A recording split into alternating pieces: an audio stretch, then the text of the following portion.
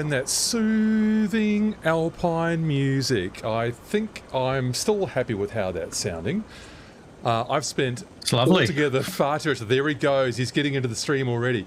Spent far too much time fiddling with my music. I've updated the track in the middle as well, instead of actually sort of getting on and fixing things in my channel or making other aspects of the stream better. Instead, I spent hours in a music application called Ableton Live playing with my music. But I don't know how much I need to give away of our very special guest, Josh, from NZA Simulations. We'll get to introducing the whole product in a minute. But I might not be the only person in the stream, Josh, who is represented there with a 3D figure drawn from the scenery that we're still going to be talking about. Not the only person in the stream, Josh, who might be into making a little bit of music from time to time. Yeah, that's right. I quite enjoy writing music, and every now and again you'll hear a bit with the NZA trailers, so yeah, awesome. Nice one, very good. So yeah, multi-talented, as I suppose you need to be when you're a member of a small team. You need to be able to do a whole lots of different tasks, don't you? But Josh is from NZA Simulations, and NZA Simulations has just launched this. I'll just paste it into the chat, and it is that going to work? Is that... Oh, have I not started StreamerBot? I have started StreamerBot, but that command's not working. Well, I'll just do some flying and troubleshooting all at the same time. I'm pretty good at that normally. There's always something that doesn't work, but anyway, today it's going to be StreamerBot by the look of it. So Mount Cook Region V2, the 2024 version, is out now. And NZA Simulations has updated it especially for MSFS 2024. The edition that's out at the moment is, I believe, 2024 only.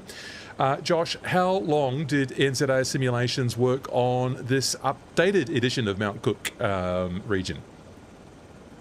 Well, this one it was about a year. It was about 9 months intense work, and we're still working on some other stuff we'll talk about later. But yeah, it was about a year all up. There's a lot of work to do. It's not just a conversion; it was a complete rebuild of things. Right. And so, how did you know when to stop? It's a really good one. You kind of feel it, yeah, there's a little bit of a natural sort of, okay, I think we're getting there. It goes through beta testing, or goes through alpha testing, then beta testing, and when all that starts to tone down, we're like, okay, we're getting ready for release and can move into that mode. Awesome.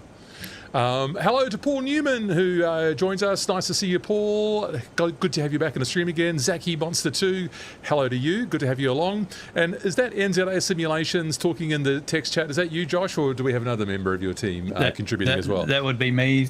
Yeah, no, that would be me.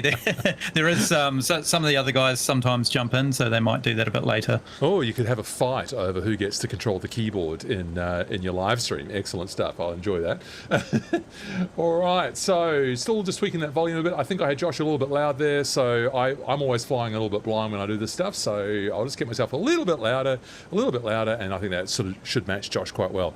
People listening, if you've got any feedback about balance of levels or whether one of us is too loud or too soft or whatever, please let us know, and I will do my best to fix it, just as soon as I manage to fix my bot as well and figure out why that's not working.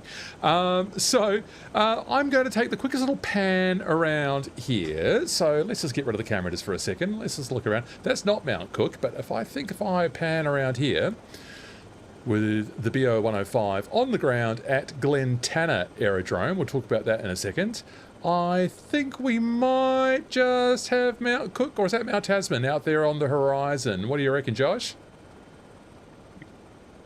Oh, that one there is Mount Cook, yes. Yes! You got it. Nice one. I haven't lived in New Zealand for a few years, but I can still identify New Zealand's tallest mountain when it is in fact the tallest mountain in the surroundings. So I've done that. So Mount Cook itself has actually had some modelling work done on it as part of this add-on. I guess we'll talk about that when we get over there. But I think I've got the snow level about right. There's a really annoying feature in MSFS 2024. Josh will know exactly what I'm talking about, where when you choose live weather, it always thinks that the whole Mount Cook region is clothed in a 2-metre blanket of thick snow. Do you know what I mean, Josh? Oh, I do. Yeah. I've got the technical reasons for that if people want to ask or want to know. All right, Josh, why is it always covered in snow, please, when you use All MSFS right. 2024 live weather? Really quick answer. They used to pull data from the New Zealand Met Service, but unfortunately their weather provider, Meteo Blue, couldn't pull that data, so they only get quite low resolution data. And so when you go and look at their data on their site, that is what's being streamed into MFFS. And New Zealand, unfortunately, gets a bit of a raw deal. So it's just very low resolution, and then the freezing point comes down a lot lower. So that's what's happening. It seems to be in different regions, though. I mean, some regions seem to be just fine, but Mount Cook and this has always perennially been a bit of a pity that we haven't been able to get sort of better weather in here, and we always sort of get this sort of situation where what I've done today is I've just kind of created it manually. So 15 degrees Celsius, I think I'll just adjust that at once. So I forgot to change the temperature.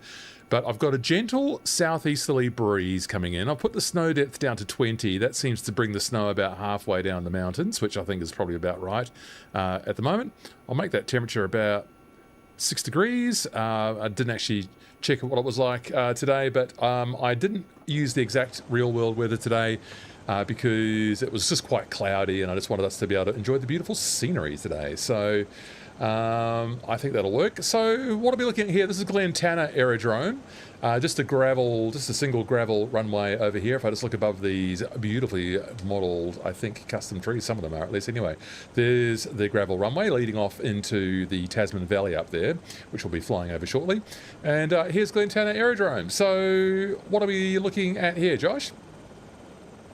Cool. So so this was fully redone. There's a aerial imagery also. So one of the big problems with the stock scenery is the Lake Pukaki basically had the water pulled back, the water masking, and so that was causing quite it looked pretty bad. So we've gone and added some new imagery, which over the whole area has kind of sorted that out. What else have we done? You've actually gone as far as like obtaining new satellite imagery, or obtaining better satellite imagery to serve your region creating purposes. Yeah, that's correct. So it's actually the lake and all the way up, a fair way up the river as well, just to help that transition between the lake and the rivers. Nice. So there's this is the some of the hangars down on the sort of the southern end of the runway, which is quite cool. Lots of clutter inside, like that. I like a bit of a mess inside a hangar. You can always tell when a hangar supports multiple aircraft because it just gets more messy inside. That's correct. Yeah. So Sergio's done a lot of the work here. He's really into sort of adding that extra detail. So everything's been custom modelled. And we've added some grime layers here and there. Nice. People seem to like it when things are a bit dirtier, not necessarily the nice clean New Zealand sheds. Oh, have you done the night light? I think I saw something about night lighting, so I can't help myself. I'm just going to advance the time for a moment. Oh, look at that, people. Do you know what? I still think that might be a bit prettier than real life because that looks very pretty. You got to have a little bit of theatre in it, don't you? Oh, yeah. That looks lovely. Cool. It must be fun lighting stuff. I feel like we'll get on to sort of all the roles and different jobs inside a scenery developer soon, but I kind of feel that one of the fun parts must be after you've done your modelling and, all that clever detailed work and all the textures and stuff, it must be just so much fun just to put a light on it and just see how pretty it looks in the sim engine, you know what I mean? Oh, it's great. And you're going just past some of the water down there on the ground, and that's the fun effects that we get to make, and all of that sort of stuff, lighting and these sorts of things are all after details that you do once you've placed everything else. Nice one. All right, so what I'm going to do is, I think, get moving. So we've got some other custom model buildings just at the other end of the road there. So what I might do, I think, is with the southeasterly breeze, is get my engines up to flight first. And we'll just get this ready in the new Stratoware and Miltech Bo 105.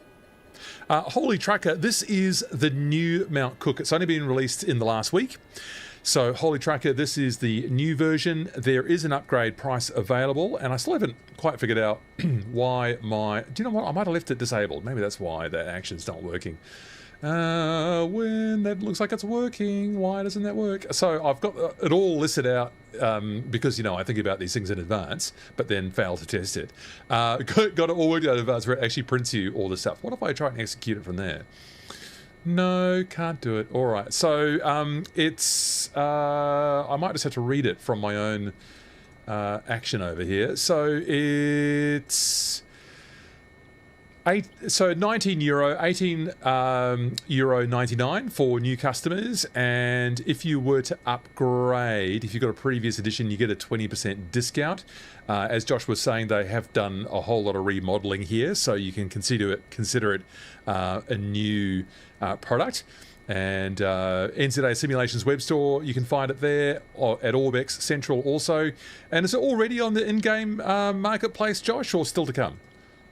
It is, yeah. So we actually got that released about two days, sneakily, 2 days before we even released it on ours. Oh my God, Microsoft scooped you. They did.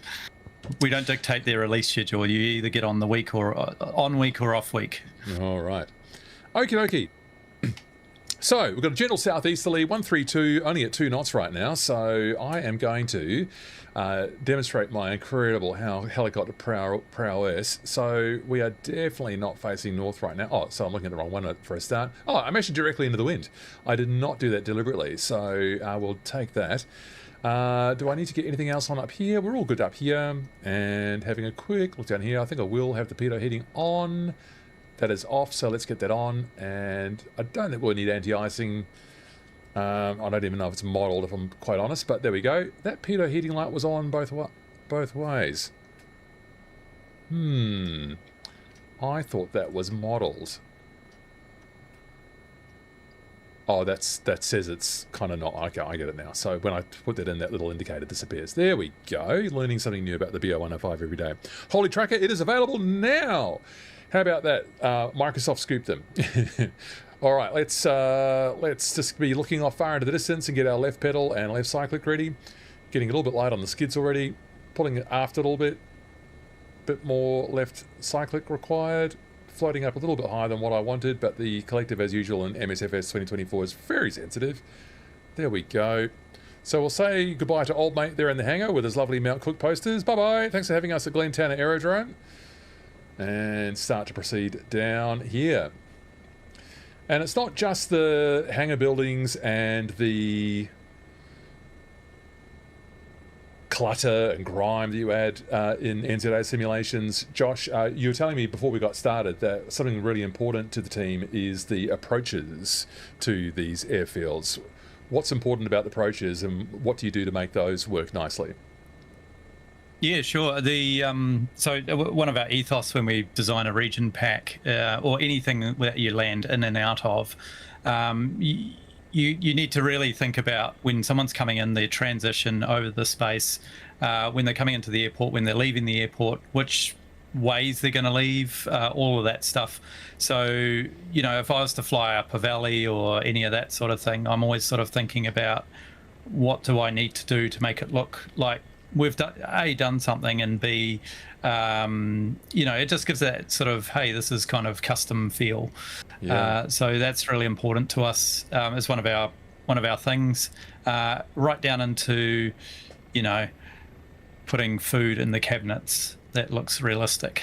Well, I can see you've done a bit of work on the shops down there, so that looks nice. You've got some signage up there, so it just gives it a bit of a lively feel. Custom power poles as well, bit of a vexed issue in MSFS over the last, well, 6 years really of MSFS, so we've got some lovely custom ones down there for us. I should just mention to people, if I'm sounding enthusiastic about it, this is not a sponsored live stream. I wanted to do this because, in my view, and you know, perhaps I'm biased as a New Zealander living in Australia, quite biased, but in my view, this is just one of the great playgrounds for general aviation flying in the simulator.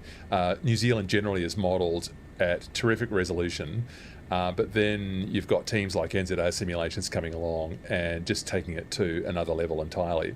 And you must have done a bit of work with these braided rivers, Josh. So I'll tell people what braided rivers are in a moment, but like, what kind of work did it take to get these rivers working properly? Oh, that's a long topic. And the reason is because the imagery changes, and so therefore the rivers change. And so when the imagery changes, we have to go back and redraw all of the rivers again. So these are braided rivers, and they bring rock, shingle, pulverized rock in some cases, which gives that a real bright blue color to the water in these glacial braided rivers that flow down here. But they're ever changing, aren't they, Josh? So sometimes you see this quite a bit in MSFS, just with the generic scenery. You get things like the water mask that sits over the top not quite matching the satellite imagery beneath it. Is that a factor that you had to beat when you made this add-on? Yeah, or if you're really lucky, you get a straight line for a river and no braided rivers. Well, we had a nice one last week with when I had Simon on from Tussock Game Creations. We found, I can't remember, was it the Whakatane River now? I can't quite remember, but it was perfectly straight. I thought, wow, that must be either deep or fast, or both, I'm not sure, but no braided rivers in that part of the country. I mean, just look at the atmospheric effects in here, people. Time for some FSRealistic Plus, ChasePlane binoculars, looking out to Mount Cook itself there, with that beautiful bright blue water flowing down that glacial Tasman River. Stunning stuff, in my opinion. And just MSFS is just doing so beautifully with the atmospheric effects these days. Josh, what are you making of what it seems like this look like natively in the simulator? Oh, it's amazing. They've brought through ray tracing technology. They've really upped the game on the screen space technology as well. So that's there's certain overlays that happen. But yeah, with the ray tracing, especially with the shadows and things like that, it's really, really cool. Nice. That's why your cockpits look really nice now. Yeah, so I just brought up my background noise here, but didn't mean to cut you off there, Josh, either. But no, it is looking terrific. And like, I don't have a very advanced level understanding of graphics procedures, but I feel like I'm learning all the time from developers. Microsoft seems to be getting very smart too about efficiency in rendering. So we might sort of get to talk a bit about that as we get going here as well. But we're getting quite close already to the second aerodrome. So Josh is active there in the chat as well. Yeah, there are the two main airports. The one that we started from, Glen Tanner. And then as we come up the Tasman River here, we'll come up to Mount Cook Airfield, which is actually takes regional flights, doesn't it? And might have some. I don't know if you can fly from Auckland to Mount Cook, Josh, but it certainly takes a few sort of prop liner arrivals, doesn't it? Yeah, that's correct. It's mainly a tourist spot these days. They used to have a Mount Cook service that came in here. It's when people were driving less and using air travel in the historic era, let's call it that. Yes. But right up through the 80s, I think. So Mount Cook Airline. So yeah, you can reenact all of that as well. Yeah. Does Mount Cook Airline still exist? Because they were kind of a subsidiary of Air New Zealand, and they were operating other flights. Yeah, they did get absorbed. I think they did have the brain for a long time, and then I think it got dissolved, unfortunately. Had that lovely Mountain Lily livery, which I think might live on in a static aircraft that we will soon see down here. So don't fear, people. The Mount Cook Mountain Lily lives on.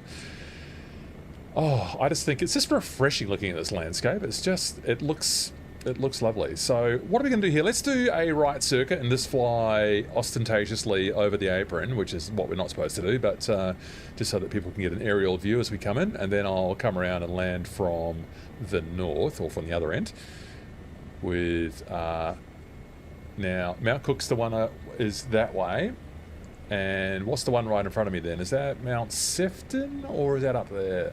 I can't look at the map at the same time. I'll bring up a map and have a look. It's beautiful no matter how you look at it. But here's the Mount Cook airfield.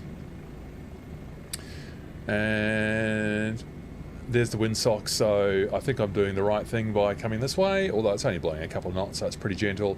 Again, I noticed that the riverbanks and stuff are modelled to a degree that you would not find in default MSFS 2024. As effective as that is, it is the whole world after all.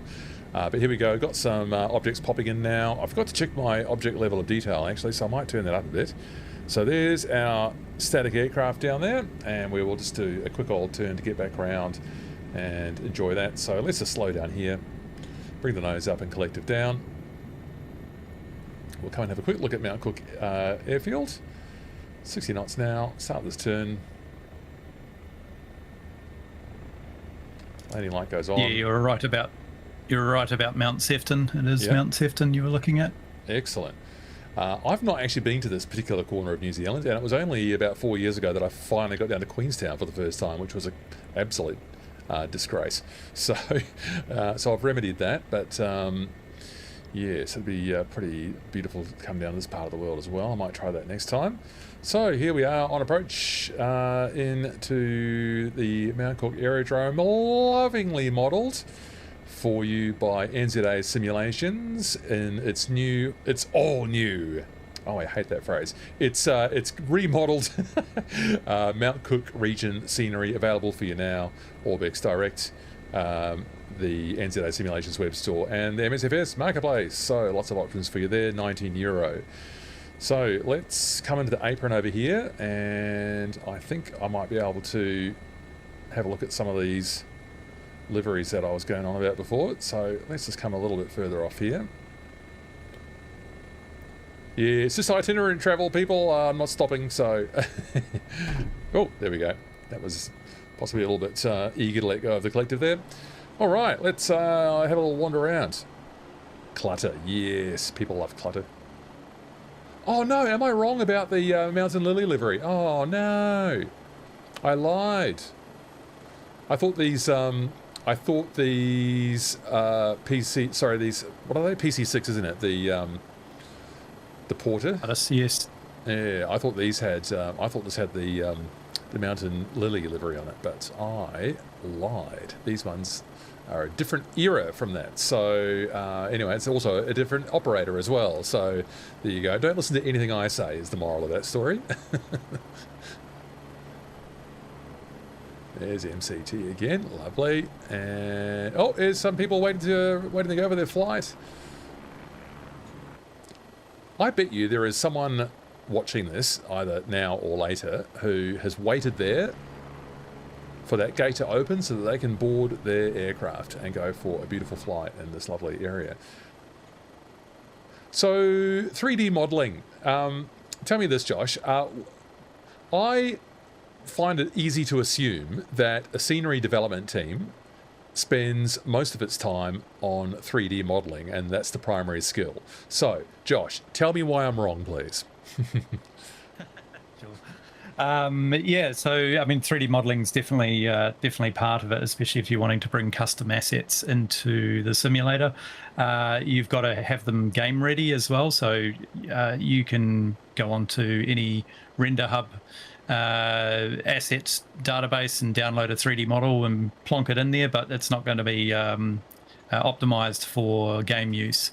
So there's a lot of work that goes into creating an A asset like this one that you're going into at the moment. Oh, yeah. And then as you move closer, we can't load every sign and all the other little bits and pieces and textures, so we do something called what's called LODs, or level of detail. It just means that when you are quite far away, it's only loading quite a low poly version because you're only using a little bit of screen space, and then as you get closer and closer, more and more things load. On top of that, we also do quite a bit of detail on the ground, so you've got to place your models on top of something, and this is sort of where I come in, and Sergio as well. So Sergio does modeling, but also some of the outside work. And we'll lay down gravel and grass and rocks and trees and all that sort of stuff. Now, if you just lay down one polygon, you'll just have a flat, one color thing. So it's like painting a painting. You layer and layer and layer, and that's how you sort of get that nicer look. Oh, beautiful stuff. So, oh, look at the caps they're selling at Mount Cook Aerodrome. That looks like a familiar logo. NZA. I've, I've got one on at the moment. You're staying right on brand. Wow, Yeah. just the amount of effort to build a scene like this and all its many different types of models, and then all the texturing and stuff. I mean, as I said, I don't know that much about this kind of work, but I mean, you can just see that it's incredible, the kind of detail that people can go into, and it seems to be playing quite nicely on my system at the moment. What's upstairs? Whoa. Oh, yeah, you can go upstairs. So in character mode, you can walk around the terminal and walk up the stairs. Oh, okay. That's quite, you know, people who want to do a bit of role play, it's pretty cool. Oh, nice one. Nice one. Oh, that was good. It's amazing. The helicopter line.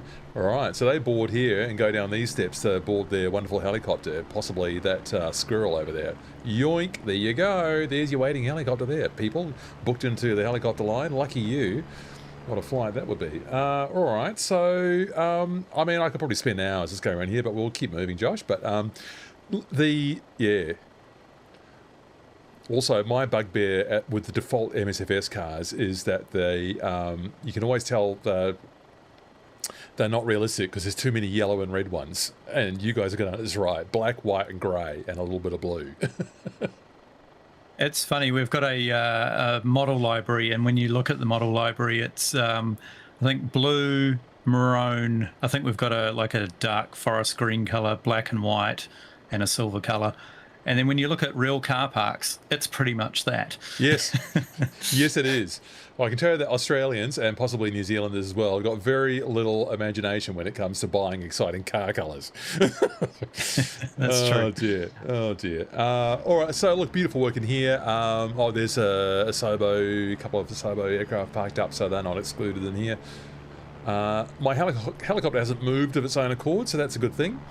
All right, well, I propose that we just do a little bit of a fly past to some of this equipment here and get back on board and do a bit more flying. Wait till you see the hangars. They are amazing. Oh, Big Al here. Oh, sorry. We've got to say hello to Big Al. Hi, Big Al. And now because Big Al's mentioned the hangars, I've now got to go and have a look. So there I was trying to wind it up, but I'll do a quick flight over here. Oh, yeah. Oh, I can see even from the outside how much work they've done. Ah, I haven't looked in here yet. Amazing. Look at it. And we know that this would all look beautiful at night as well. So they've lit it beautifully as well. We saw that at Glen Tanner. That is, yeah, it's a lot of work. Don't know quite why that audio is coming and going, but I'm not in multiplayer, so anyway, pass. And another hangar over here as well. Fast, there we go. Very much like my acceleration shortcut there. That's another nice one. Great scenery indeed, says Paul. And I forgot to acknowledge Holy Trucker's excellent comment there. I got to stop off for a pie, mate. It's a Kiwi tradition. Well, Holy Trucker, could you please inform me, where does the cheese roll start? And once you're travelling from north to south, where do you find your first cheese roll? Do you know the answer to that, Josh? Oh, no, I should know because I was raised in Christchurch, born in Auckland, raised in Christchurch, back up in Auckland again. So I don't know the answer to that one, unfortunately, but I'm supposedly well-travelled. I've got a feeling that, there's a little control tower up here. We've got to sort of call and see what's going on up here. I've got a feeling that the cheese roll, one of the great, perhaps not, culinary exports of New Zealand, I say an export rather generously because I don't think it's made it much far out of Southland, is a bit of rolled up bread with some melted cheese inside and the very special secret ingredient, which is a bit of dried soup mix. And I couldn't stop myself from ordering it in every single place I was driving around and when I was going around Southland and Dunedin and Waimatu and all that lower half of the South Island. Oh dear. Nice. Yeah. I just wonder. I want to find out if it's a Christchurch thing as well. So maybe Holy Trucker, if you're still with us, you know the answer to that. Okay, let's go flying. So we're going to go up the Tasman River, look at the Lake Tasman. And then these lakes are ever changing. Actually, these are quite interesting. The stories of these lakes. Maybe I shouldn't give too much away. We should actually just go and get flying first and then talk about it. But there's an interesting geographical feature to them. So let's pick up here, looking off into the distance. People, if you've got a question for Josh, make sure you get it into that text chat and we'll get Josh to answer it for you in the conversation. Very grateful for Josh coming on. It's quite late for him, and I know that people tend to start coming online from about now. People in Europe, good morning to you. And maybe a few early risers from the United States as well. So I hope you get along soon. So very good of Josh to join us at this rather strange hour for him though. So there we go. No one on final because I've turned the traffic off. And we'll head south just so that I can enjoy that view one last time before we turn around. And then we will climb up and follow the river north. Zachy, how many hours does it make to make each airfield? Oh boy. Go on, Josh. What answer are you going to give to that one? It's about 4 to 5 months. So we work after work on it every night. Obviously, we've started taking the weekends off. It got a bit silly for a while there. Yes. But yeah, it's about 4 to 5 months doing it at nights. And there's usually 3 to 4 of us working on this stuff over the time period. Yeah. And that's for each airfield, and presumably there's little blockers that come along the way, and maybe the SDK expert Josh hasn't finished off something else yet and you can't put a model on it. Do you get sort of things like that as well, where you've got to coordinate your project?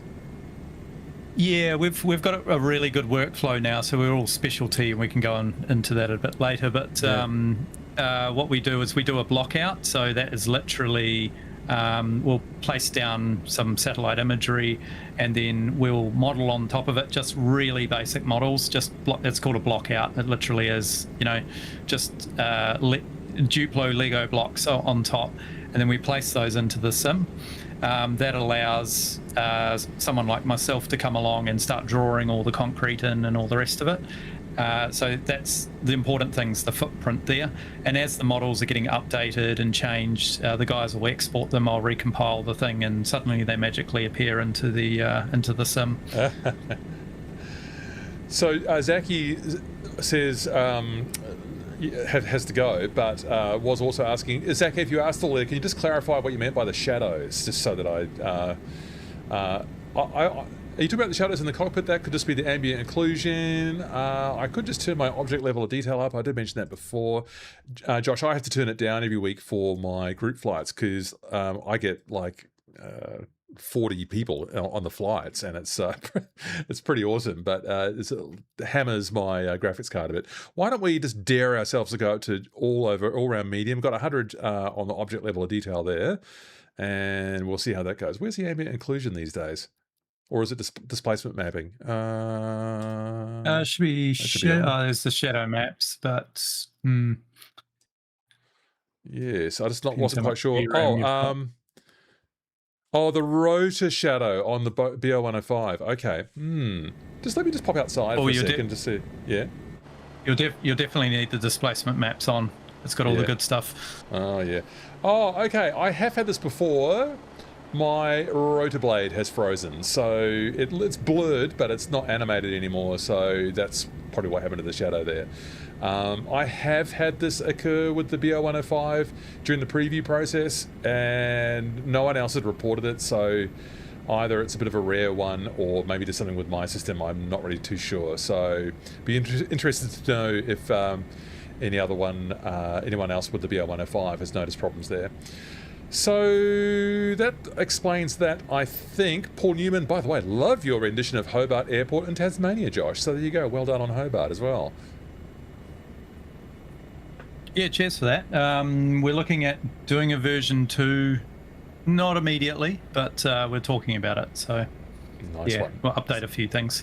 Something to look forward to there. So Tasman Lake, or is it Lake Tasman, has only been in existence for about 50, 60 years or something. So this is formed as the glacier has retreated, and there's a boat down there. Did you guys put that in, Josh? No, definitely not. We can't get rid of them. You can't cancel all the boats. Well, we'll just give them a low pass to warn them away. There we go. Put take out his aerials. So what we do get on the lake, though, are these icebergs. So you can actually find icebergs in the southern Alps of New Zealand. We're not terribly high up here either. We're 2,500 feet. But these carve off from the glacier and sort of float down the river, or maybe they're embedded on the riverbed, I'm not sure. But yeah, this is an interesting sort of geographical feature that you might not necessarily have assumed you're going to come across in New Zealand, that you're actually going to come up here and see icebergs. Crazy, isn't it?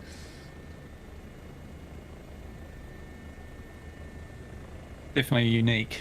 Yeah. You got sort of that blue colour with that sort of dissolved, stony, rocky material inside it as well. So it's got a bit of an alien kind of appearance to it, doesn't it? The yeah, it's an interesting, like from the research we'd been doing. It's like if you were up a bit higher, I'm not saying go up a bit higher, but you can see where the ice has actually really shaped the rock and just compacted everything and scraped its way down. So the glacier obviously goes up the valley, and you're about to come up to the wall of it there. Yes. But there's like a scree gravel that sits on top of the ice, and it's quite, you go, oh, where's the ice? And it's like it's underneath this whole scree river. But you can see just on the left there, you can see the carving that the ice has gouged into the valley. It's pretty amazing. Oh, I mean, New Zealand's just like full of, well, the Southern Alps especially is full of this kind of wondrous kind of glacial carving out of valleys and stuff. And there's that crazy one outside of Glenorchy. We've had this in streams before as well. What's it now? Mount Alfred, where it's been carved out either side, and there's this kind of like long mountain sort of left in the middle of the river. That the glacier somehow didn't carve that bit of it. Yeah, it's incredible stuff, New Zealand. Yeah, like that's just coming up on your left there. That is a big landslide that's happened. It's quite famous as well. So that whole valley collapsed into the glacier lake. Oh, amazing. All modelled for you here. So here is the glacier. This is the Tasman Glacier leading up there, but we're actually not going to go that way. We're going to come back down this. We're going to land at the top of the Tasman Glacier. I think it's about 32 kilometres long, the Tasman, and I think that makes it the longest glacier in New Zealand. So here it is, all modelled for you in beautiful detail by the team at NZA Simulations. And this is not just default. You guys have actually, you've given your attention to all the geographical details around here, I feel.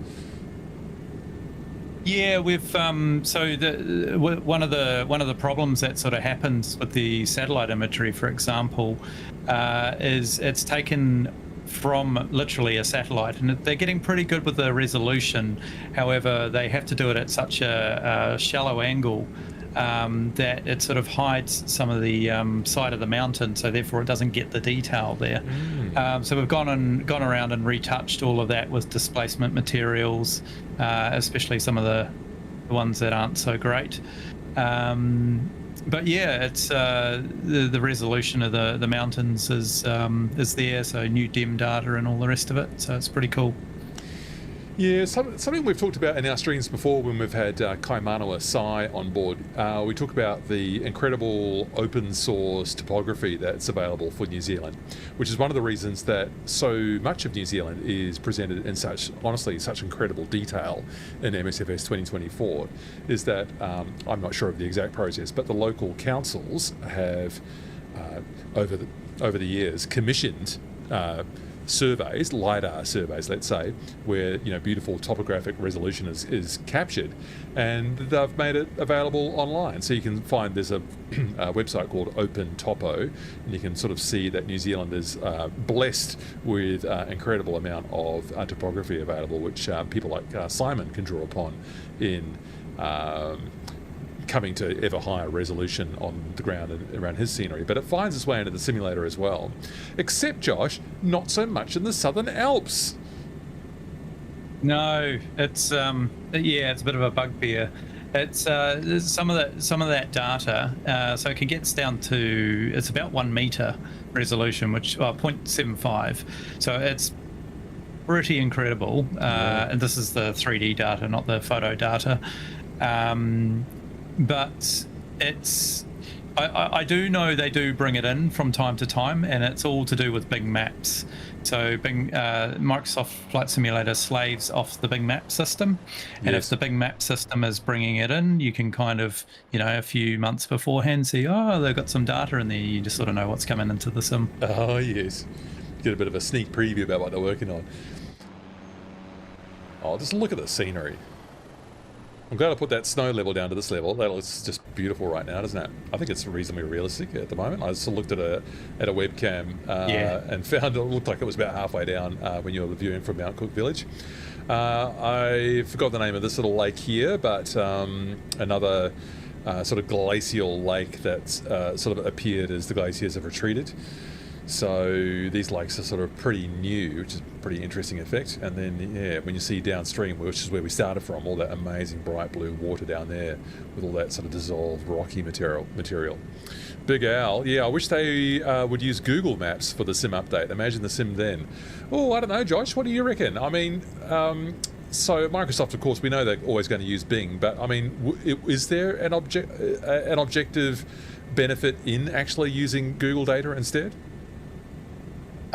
So what they all actually use is the government's Land Information New Zealand site. So the data that comes off that. They will augment it with some of their own satellite data as well, but the best data is coming from the government anyway. So both Bing and Google Maps will ingest that data in. So the satellite imagery might vary, but the actual topographic data, might still be the same. I do like how, I don't know what your feelings are about this, Josh, but I do like how I can see when there's new scenery being put in because it appears differently in the EFB map, which actually is quite helpful in finding stuff. You think, well, I didn't realize I'd done that part. So it's a bit of a cue as to what you can actually view. It doesn't look that pretty on the map, but it does sort of lead you to, where people like your team have done work. Yeah, that's so part of that is because of the polygon and texture system, and then the moving maps in all of the different systems convert what's called a polygon or an apron to, it displays it on the screen. And the reason for that is that polygon or apron could be an apron material, so it could be concrete, which is what you would use on a taxiway or asphalt. So they have to put them in there, but we use them for adding ground materials and rocks and all sorts of things. So that's why you see them in those systems. Well, when I was having a bit of a play with some of Clifford's sceneries, another excellent scenery designer, he's busy, that man. He's done so many scenery packs now, but he's very good at mountain peaks and waterfalls, is our Clifford, and he's sort of getting into all these tropical and interesting sort of northern sort of Scandinavian locations. Anyway, if you ever have trouble finding where Clifford has actually done the waterfalls, you just zoom into the map like that and it takes you can see them in there. It's quite handy. Nice. Quite handy. You can see the results of his good work. Yeah, it's an interesting one, isn't it? It's sort of, we try and balance, because we get faults logged all the time, and not too often, but people go, I've got these weird things on my map, and it's like, yep. Sorry, we can't. We wish we could sort of, there was a tick box to exclude from moving map or any of that. Yeah, there are these map settings, but I'm never terribly satisfied with those. I think it's not one of the strongest parts of the app, really, is the map filters and where things are buried and how to sort of turn those blasted clouds off when you're trying to plan your flight and there's just clouds in the way of everything. So, which I suppose as a pilot planning, you would want to know about those, but I do find myself having to turn them off all the time just so that I can see the airfield underneath and plan my flight. They do take feedback, so I do know Jorg keeps quite the list. So if you can get that sort of thing in there and voted on, they're very they're actually pretty active with changing things in the sim where it makes sense. Well, we're getting into some pretty serious alpine territory now. We're going to come up on our first hut, I think. So I've had to mark it on the map here because I don't know the terrain that well enough. I think that's Mount Mannering up ahead there, looking quite tall and sharp. 8,700 feet. I'm just cheating by also looking at Navigraph at the same time to help with my tour guiding here. But yeah, beautiful kind of snow textures on the edges there. I assume a lot of that's from the default toolkit, but you would still have to deploy it, I imagine, when you're doing things like remodeling mountains to be as beautiful as they can be. Yeah, there's so there's you can sort of see the displacement materials down on the left there. Just you can see the cracks in the snow and kind of how, you know, they've got real topology. Not that you would land a plane on them, but if you did, you know, you'd go bump over the top of them. So that's all new in the sim, which is really cool. Nice one. Now, what's the name of the first hut here? Was it Kelman? I have to do Kelman hut. Yes. Yes, I might need you. Oh, there it is. I need the 750 to show me those. So there's the 750, and how am I going to pop that in and out when I'm flying a helicopter at the same time? All right. Well, we'll just see what we can do. I think you're coming up on it. Yeah, it's just on the ridge line there on the left. This calls for a ridge landing in our BR-105. I lost all my speed because I've just been playing with popping out windows. So yeah, a real dramatic alpine saddle here on which we find the Kelman hut. Big Al, yeah, you're going to have fun trying to land there, Matt. All right, well, sounds like a challenge. It's a hard one. As Shaven Wookie has been known to comment in our streams in the past. So we'll see how we go. Yeah. Now, the more I look at it, the more I'm thinking, Matthew, I don't know, this is such a great idea. No pressure on the landing, Paul. Yeah, right. What's the wind doing right now? Let me just have a look at my cheat and look at my info bar there. 138 at 4, so it hasn't really picked up here. Alright, so I'm just doing obviously a very low reconnoiter there because I'm not paying proper attention. So let's come up, lifting the collective. Yeah, I'm thinking that might be a land on the saddle down here and take the drone camera up there. That's what I'm thinking right now. So I've just got Shaven Wookie in my ears. I'm just imagining him making chicken sounds at me, but we'll try and keep it reasonably sensible because I've got someone important here, Josh from NZA Simulations, so I'll be on my best behaviour. So let's see if we can just put down here, even this is not fully level. Just come for a little bit more. Down we go, please.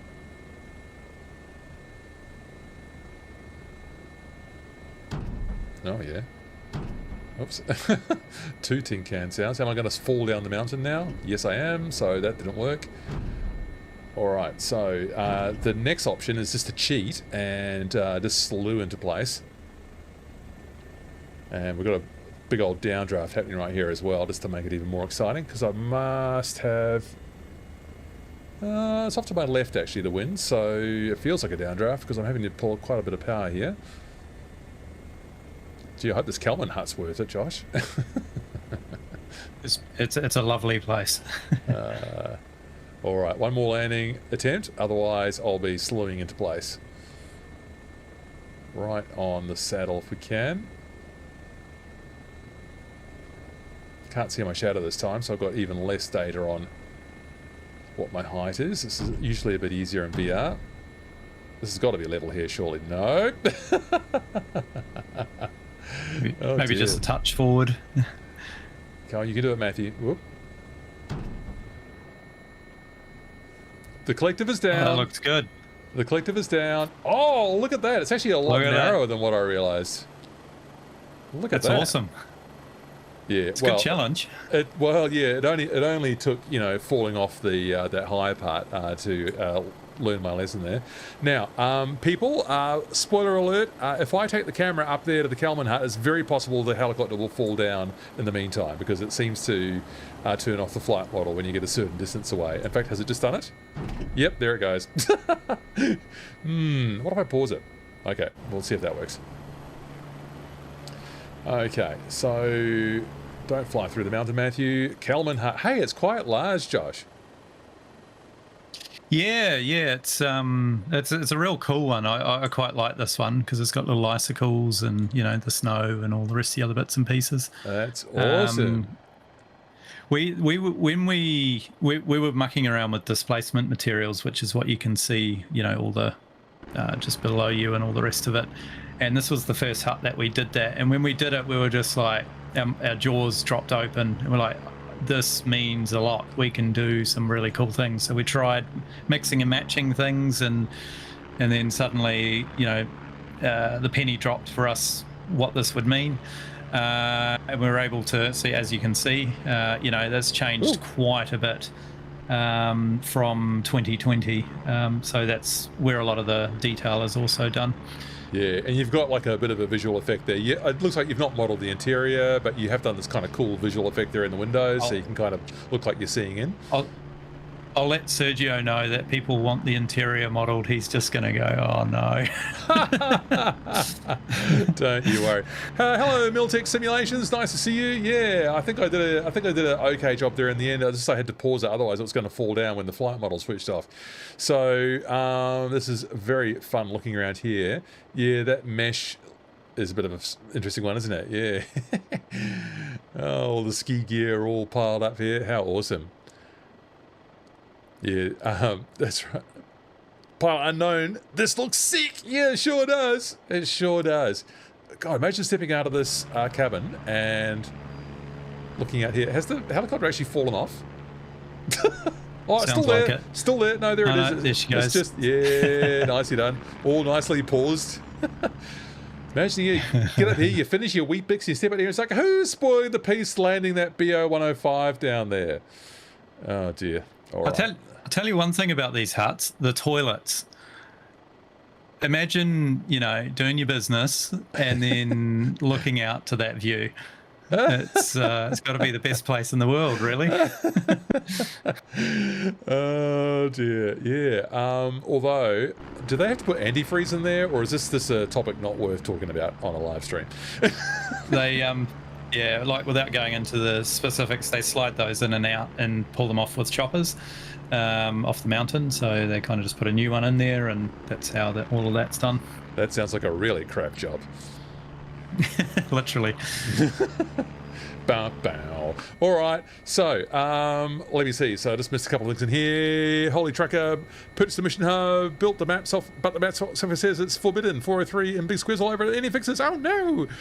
Yeah, get on to. I recommend to Holy Tracker that you talk to. Get onto the Miltech Discord. Lots of helpful people there as well. Wish we could get picked up with multiplayer. Pilot unknown. What do you mean? Wish we could get picked up. Oh, you mean like, well, I had a chat with Josh before about his kind of idea for the future of our digital twin, as Jorg likes to call it, our flight simulator. It's not a product announcement, but Josh, I thought, had some just really interesting ideas about what might be possible in a deeply simulated world like this. I'm going to get to the next hut first, and we'll ask Josh about that in just a sec. I'll just catch up with his comments. Yeah, Big Al, yeah, we need the Dunning interior model as well, Josh. Lol. Zachy, I'm back. Hey, Zachy. Zachy, Josh, do you have a Discord? Yes, you do. NZA Simulations. How do people find that, Josh? I will get you the link and paste it right in here. There you go. Your wish, our command, people. It will be done. Pilot unknown. Yes, so you want to get picked up with multiplayer, like watch someone come in and hop on an aircraft.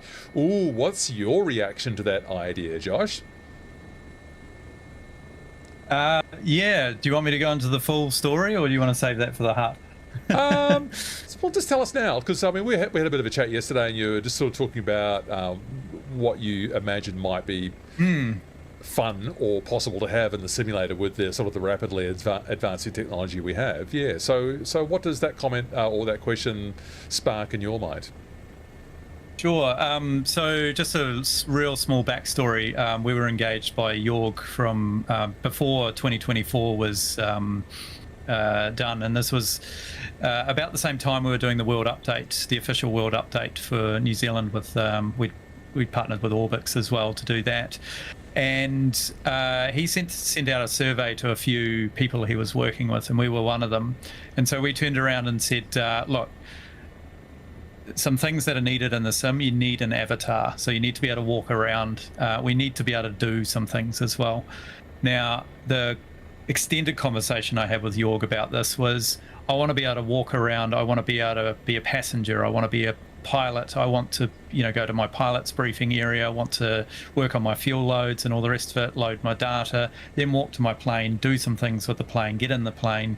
Maybe I want to be an air hostess. Maybe I want to be ground ops, all of that stuff. So that's all on the list, and we will see what comes. So, yeah, it must be an interesting design process at Microsoft. And I know obviously you've done some work in partnership with Microsoft, Josh, to deliver the content that you just mentioned. But there must be a permanent conversation at Microsoft about what they want to do, what's on the list. What do they say? The now, the next, or the not yet, right? So it must be a very interesting thing to see all the post-it notes move from one column to another as they design the future of our simulator, yeah? That's correct, yeah. I mean, we don't get to see what that looks like or what's going to be on that or any of that side of things, but certainly they are thinking about these things. There's some other stuff as well, we've discussed, it's a, yes, we will do that, but not right now. So Jorg, he has about a 2-year view on this stuff. Is that all? Are you sure? I would have thought he might be going a bit further ahead than that. So you get, when you work beyond two years, it becomes strategic, and as you pare it sort of back, you start to go from macro to micro, and then down into faults and that sort of thing. Yes, well, as people speculate on here, Pilot Unknown. Oh, hello, Adam Toast. Nice to see you. Always good to have you on the stream. Pilot Unknown and Zaki Monster speculating maybe MSFS 2028, maybe MSFS 2032, Josh, who knows? We'll find out when Microsoft cares to tell us, I guess. Who knows what might be, what might the future hold there. Big Al, yeah, that would be wonderful to have all of that, Josh. They make you feel like you are really flying, being able to do all of those roles that Josh was just talking about a moment ago, being able to role play all of those different aspects of aviation. Oh, look at this hut. Look at that cute snow accumulation on the roof. That was lovely. That looks lovely. Just even on the exterior here, you can just see a bit of dimensionality in those textures, the way the shadows catch there, and there's that other layer too of the ice coming down the walls there. Just basic stuff. Well, not basic, but just like the sort of elementary kind of alpine experience sort of recreated here. And look, it's tied down as well, this hut. I want it flying off the mountain. Do not want your hut flying off the mountain. Paul Newman predicts an MSFS 2030. Yeah, who knows? We never do. We'll find out when you do. A true shared cockpit, Pilot Unknown, sure. Who? Yeah. The question for me is who owns the flight model? Is it does one pilot sort of have to be the master? And yeah, what are your insights on that, Josh? If any, what do you imagine might be coming in that kind of realm? Yeah, I think so. There's definitely shared cockpit, and I think that's going to happen before a new simulator. Famous last words, but it's it's pretty high on the, because the way you look at it is, the more engagement you have, the more community feel, the more people can do things together. That just attracts more people, right? So it's going to sell more copies of the software. You're going to have more developers creating more content, and you're going to have more aircraft because there's more of a customer base and all of that side of things. So people can justify having bigger teams. So these sorts of features which allow people to have that experience or have that community feel, that shared. I don't know about you. I grew up in the 80s, and with my brother and I, we played games together, and it was always the shared games. You assign one part of the keyboard to him and the other part to me, and that was back in the 80s where it was like that. And yeah, one of you gets WSAD, one of you gets IJKL.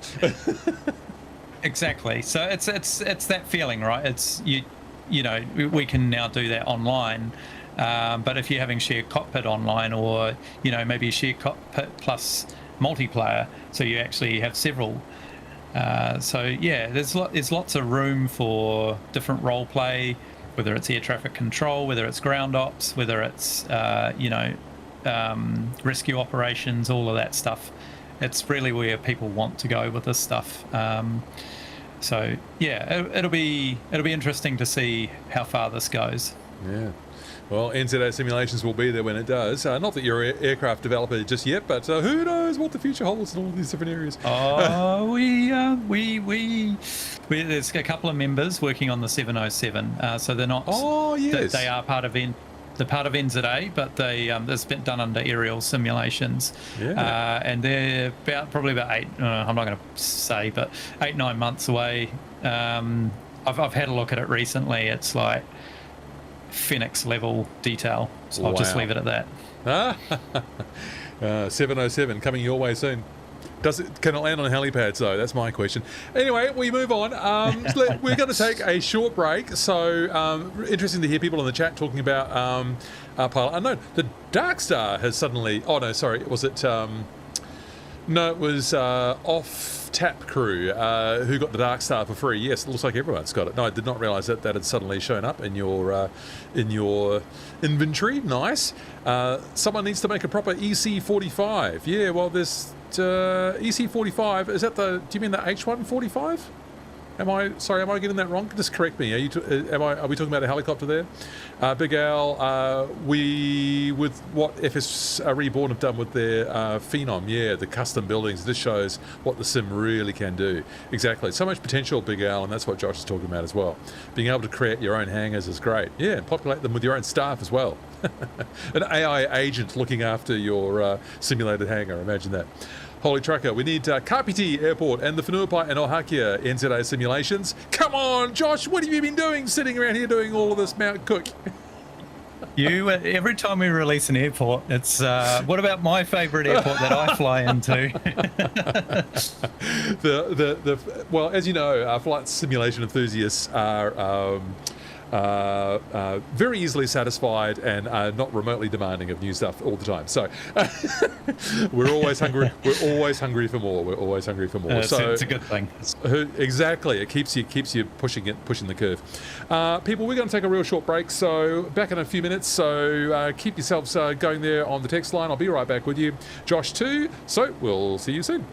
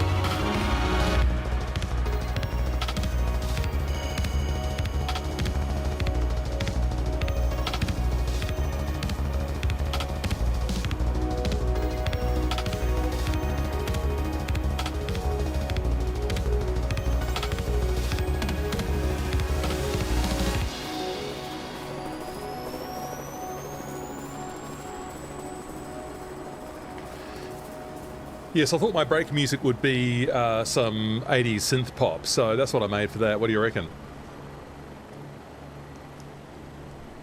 He might still be off having his break. Unmute yourself, Josh. No. Sorry, I'm back again. Yep. I missed the synth pop part. Oh, come on! You're gonna have to go back and listen to it later on.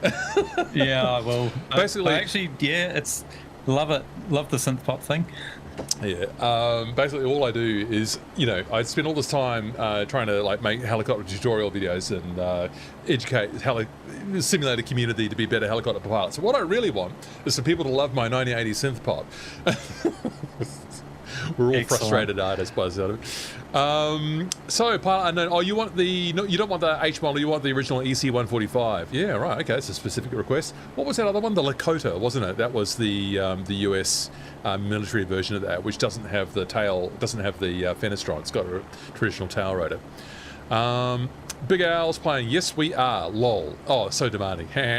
Zacky's already on the NZA Discord. Excellent. Quite a big community you've got over there, Josh. So hope, Zacky, you'll get something out of that. Holy Tracker, we need a Hakia for Nupai. There is none out there, and I need somebody to fly my C-130 to. Josh?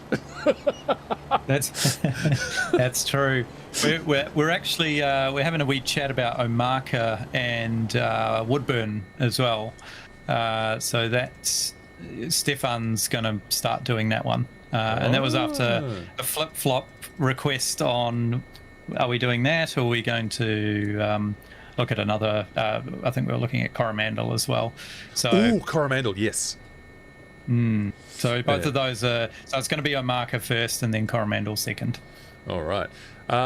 Pilot Unknown, yeah, I fly the Lakota. Oh, and it would be a nice home training tool. Is that so, Pilot Unknown? How interesting. Well, no wonder you wanted the EC-145.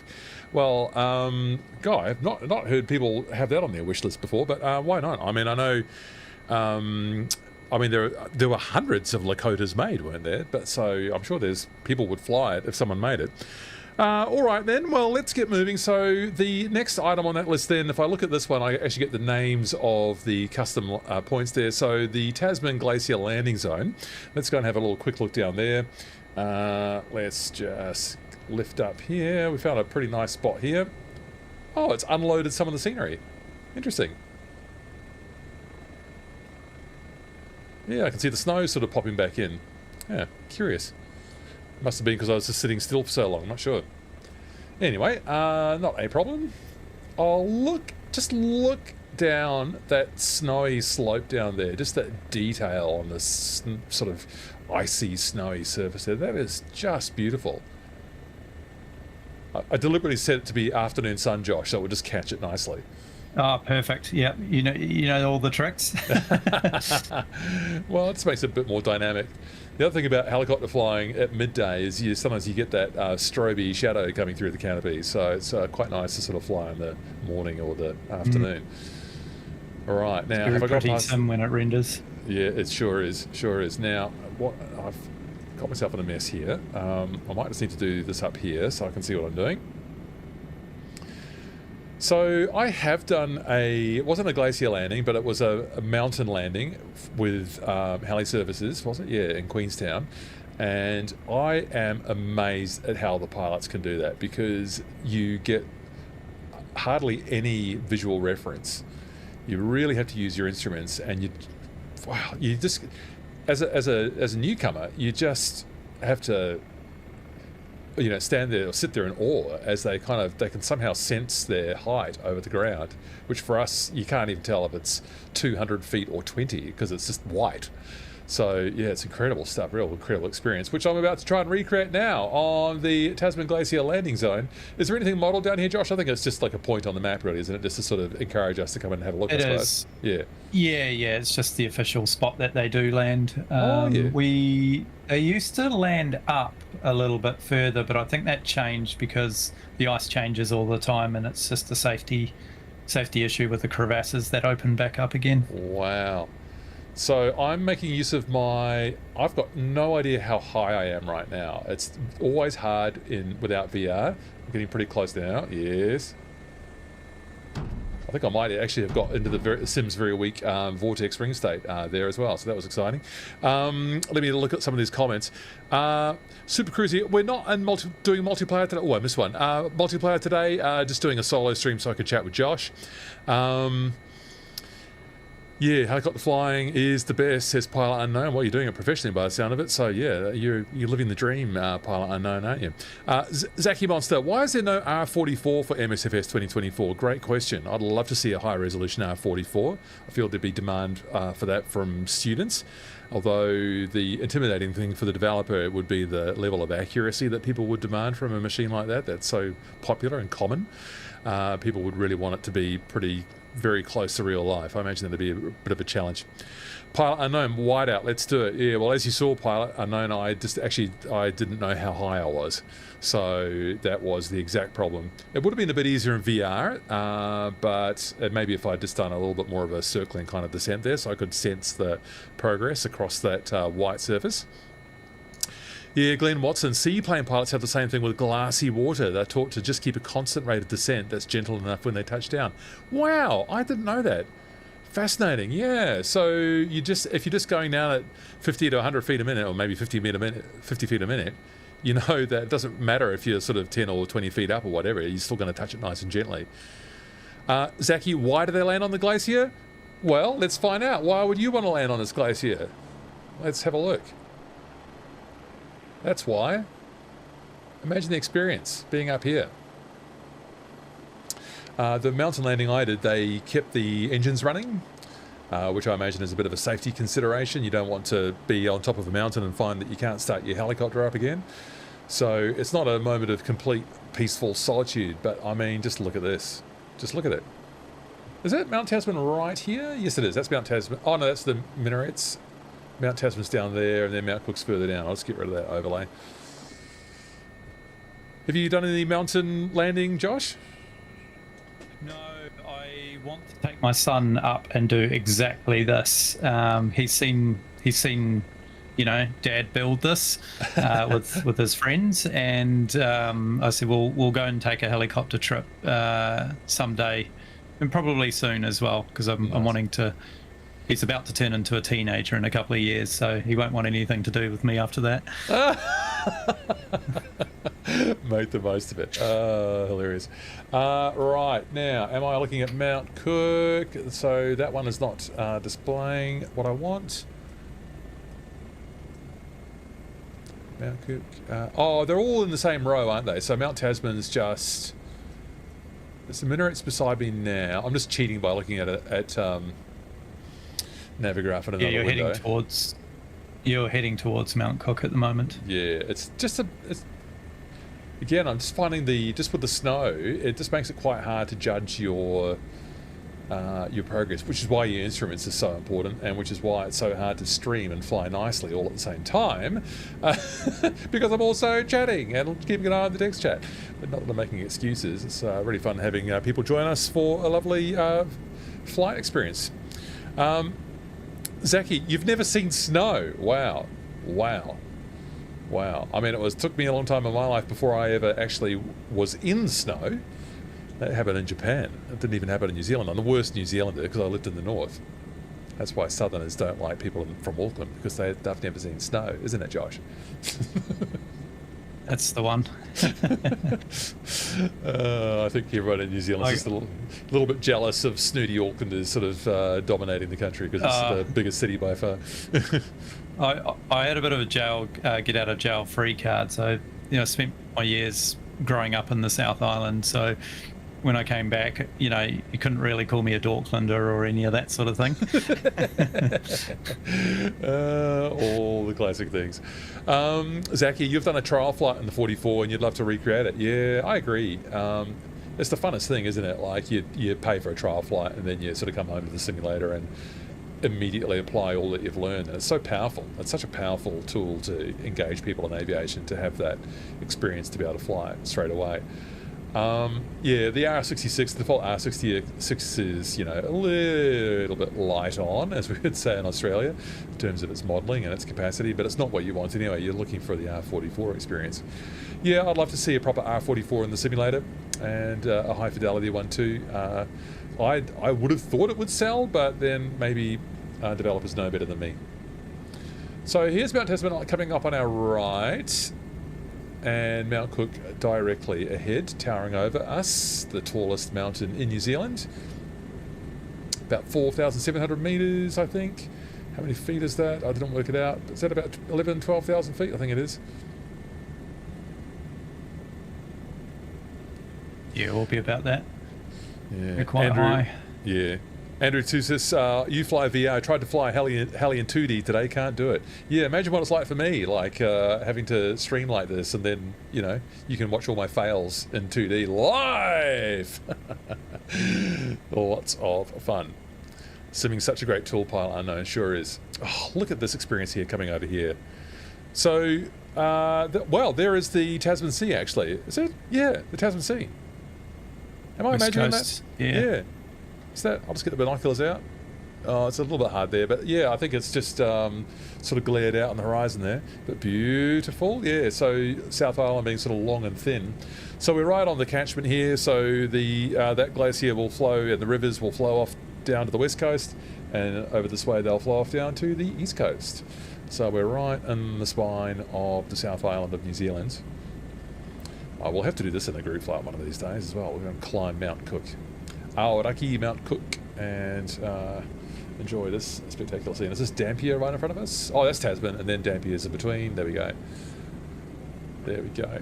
On top of the world, as far as New Zealand is concerned, at least anyway. On top of the world, as long as you're in New Zealand.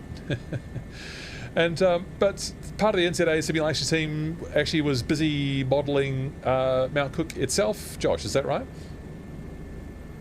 Yeah, so less about the actual modelling of it, more about sort of just texturing and you know, getting the shape of things right and around the huts. So yeah, there's been quite a bit of normals and displacement mapping work, as you can sort of see as you're passing over. Yeah. Yeah, it's just trying to get that experience right. Oh, it's stunning looking down there. Oh, that is just inviting, isn't it? Look at those glaciers flowing down there. Beautiful. One of them's the Fox Glacier, I think. All right, Mount Cook. Here we go. And there's a little landing area down there. Can I see the hut from up here, actually? Or is it a bit further down? No, it should just be down there on your left. Yeah. Yeah, it's in that catchment, that middle catchment down there. Yeah. Just yeah, the flatter part of the mountain. Yeah, well, we'll get down there. We'll just enjoy the summit of Aoraki Mount Cook and just admire this spectacular view up here. Time for a flyby. Here it comes. Oh, why is that so beautiful? How did they do it? Except I can't see the mountain. That's not much good. It's too high. There we go. Lower. Oh, now I can't fly the helicopter like this. Oh well, bit of a flyby fail there, but that's pretty awesome. Wow. Very hard to fly. This flight would be perfect in the 500, Zaki. It sure would be. You can do it in the 500 too, you know. The Hughes 500 being an absolute icon of New Zealand aviation. It's played as big a role in New Zealand as it has in any country, I suspect, the H500. Really good... Go on. I was going to say there's a really good YouTube video of some of the old-time pilots. My dad was... So I came down to the South Island, and my dad was doing a whole bunch of work for... he's contracting to Hughes Aircraft Corporation, and they were selling basically for the deer hunters, the heat-sensitive camera. Yes. That they could put onto the bottom of the things and find deer in the bush. So he went out on one of the flights with the guys, and in a Hughes 500 down a valley, and he said he's never ever been so scared in his life. Wow. Well, I'm glad he lived to tell the tale. It does look pretty terrifying. The sort of the high G maneuvers, they sort of throw this little helicopter around in these tight valleys, and they're following deer, and they sort of shoot the net over them, don't they, and sort of try and capture them like that. It's extraordinary stuff. Only in New Zealand. Well, famous in New Zealand for sure. So here is the plateau landing area, and we've got a plateau hut here. I'll just cheat and turn the... Oh, there it is. I'm looking in the wrong place. The plateau hut's below me down there.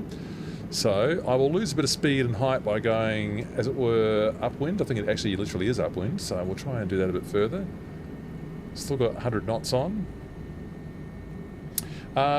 Would I be interested, asks Zaki Monster, in a Westpac rescue livery for the BO105?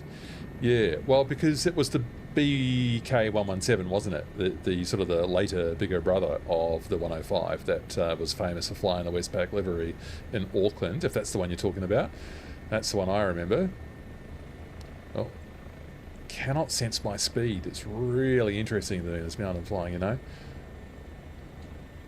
Just getting catching up with another comment up there from Glenn. Friends recently been converting his Aussie pilot's license to the New Zealand one. Mandatory mountain flying with fixed wing, and can't imagine roadie would be much different. It's one of the big differences. Yeah, there's quite a stilted video from the civil aviation people in New Zealand about doing mountain flying in both rotary and fixed wing, and it's pretty interesting viewing, because there's a lot of stuff to be aware of, as I'm probably demonstrating, performing very poorly right now, trying to keep track of all of those things to be aware of. And we've got the sun off here now. This plateau hut is quite a big one, isn't it, Josh? It is. There's a lovely video of people. You can stay the night here. So they drop you off at the top of the mountain with the tourist thing, and you can stay the night and wake up to that in the morning. Yes. Yeah. They warn you to in the middle of the night, don't go walking around. Stay in the hut. yeah, because you can't see what you're doing, and that's a pretty steep drop off over there, isn't it, in front of us? Now, I cannot see the ground at all, so I'll just turn around here a bit. I have practiced this landing one time. And yeah, that downwash, rotor downwash is quite challenging. Right, let's come this way a bit and instead try that.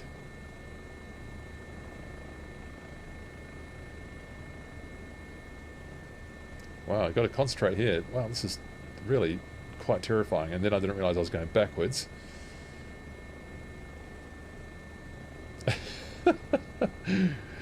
Wow. There we go. Now, how stable am I? Not bad. Looks good. Letting the stick centralise, and I might just hit pause anyway, because I don't want it to turn the flight model off. And I got it. Well, let's just admire my good work there just for a moment. Nice. It's not too bad. I knew there was a slope there, but that was those rocks there are a bit treacherous from prior experience. So, indeed. All right, let's just hit pause, and we'll go and have a look at the plateau hut. There's the famous outhouse again with its helicopter transportable cassettes, I say, rather politely. As I said, that'd be a pretty crap job flying that stuff in and out. So, yes, Big Al, just want to thank Josh and NZA Simulations for making the sim so interesting again. Yeah, sometimes you have enough of the sim and then devs like this come along and do wonderful work and make the sim exciting again. Yeah.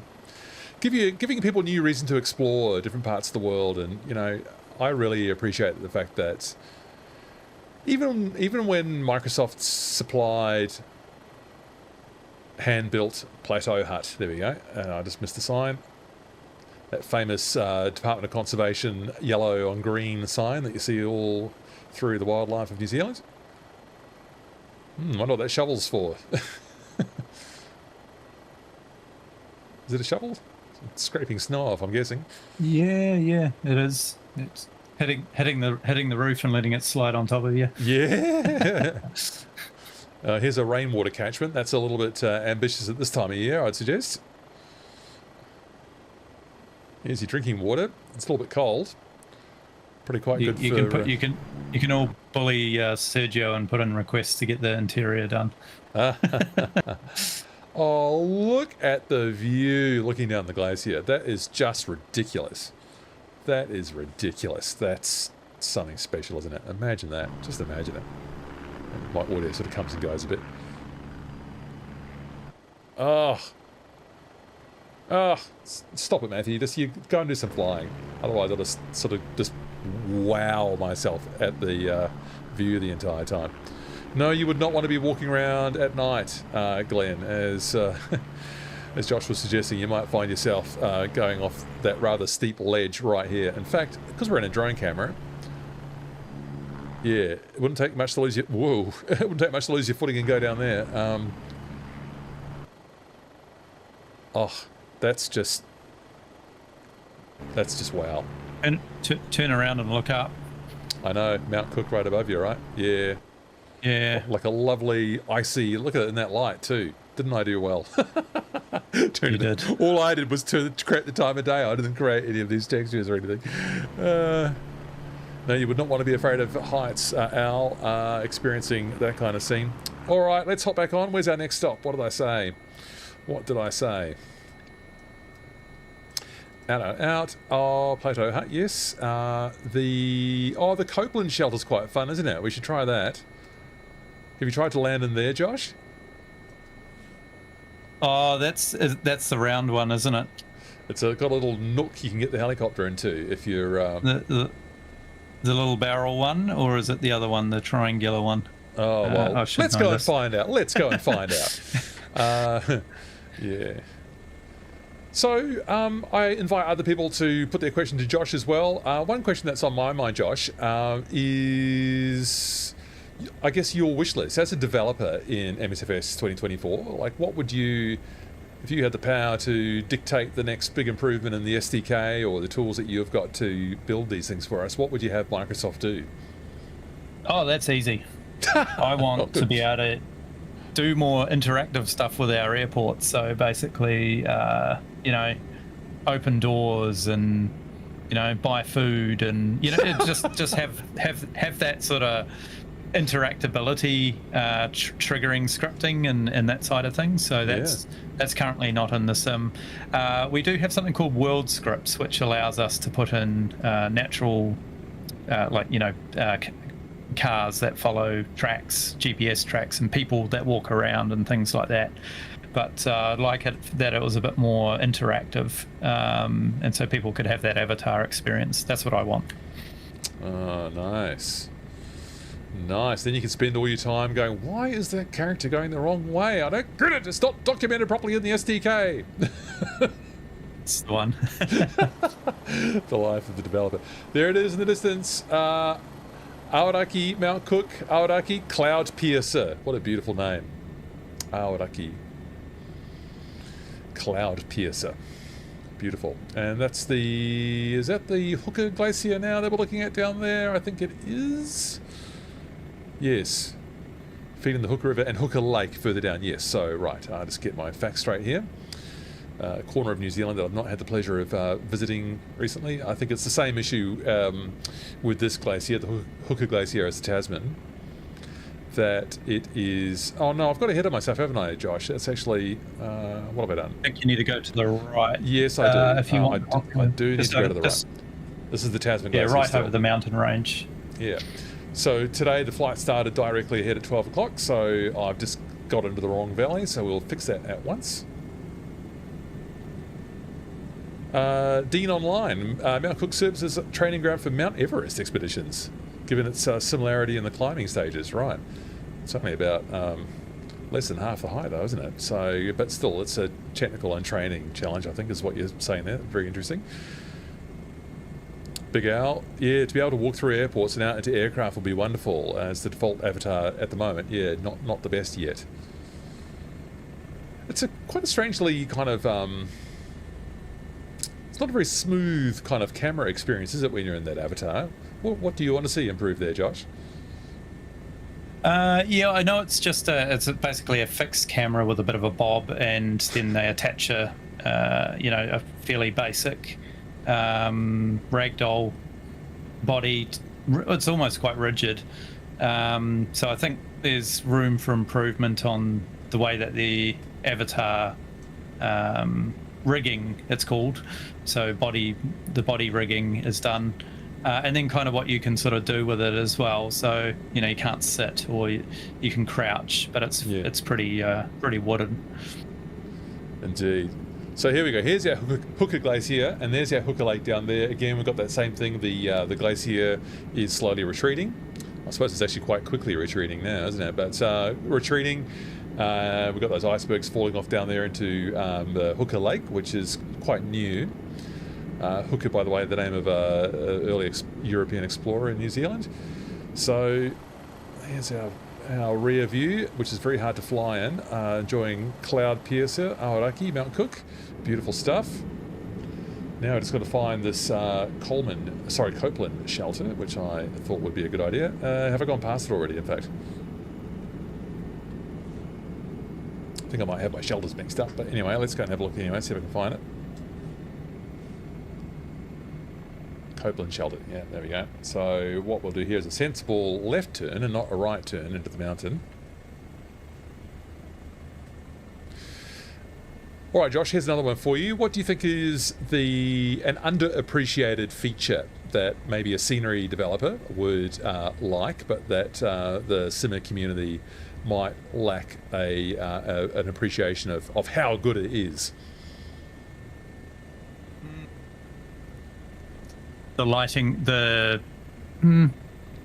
think everyone appreciates the lighting model. The new cloud system's pretty good. It allows you to do some pretty cool things with it. Look at that view. From a developer point of view, yeah, displacement mapping. it's a real game changer. So that allows us to tessellate the ground. So basically what it is, just technically, is they are textures, but the darkest color is flat and the lightest color is height. So you can, if you put down a texture, you can, as you can see in front of you, you can start to affect the ground's 3D mesh. So it is a good way to control what you can do on the ground, and then you can also apply a texture over that 3D. So then that's where you can start to see the rocks that are popping in front of you. It's a bit different, but you can actually see stones and all sorts of things. So it's quite a cool technology, and we're actually hoping it'll start to find its way one day onto the models as well. Long story about that, but that would add some interesting performance benefits by doing that. Yeah, so you kind of get like you get infinitely detailed textures kind of for free. Well, not for free, but you the way someone else explained it to me is that you get look at this hut. How cool is that, people? That's aerodynamic, that hut. Nothing's going to blow away that hut. Oh, I see it is tied down though. I don't think I'm going to be able to land in here, but we'll just maybe admire it from the helicopter and keep moving. But how cool is that hut? The materials. Yes, but I believe, is this your understanding, Josh, that the simulator is very good at rendering efficiently repeated elements, so that you're not having to actually render every blade of grass? It's able to sort of repeat them. What's your understanding? Yeah, that's correct. It's a so reusable, and then instant. It's called instancing, instance many times. Without getting right into the technicalities of it, because there's lots of differences and all the rest of it, but essentially you're right. It's the other thing is the sim compared to, say, the ESD engine, which is what P3D and FSX were based off, can handle, like the newer sim can handle a lot more higher polygon counts due to graphics pipeline efficiencies. So you're able to, have way more detailed cockpits. When you look at the textures in the cockpits, you can have what are called PBR texturing, which is there's about 5 or up to 5 different textures that are used to make up a material. And so you can have, nice leather or nice rubber looking stuff, and everything starts to take on a much more realistic look to it. Yeah, well, you can see it right here in this leather. I mean, it's you can just, oh, it's just beautiful.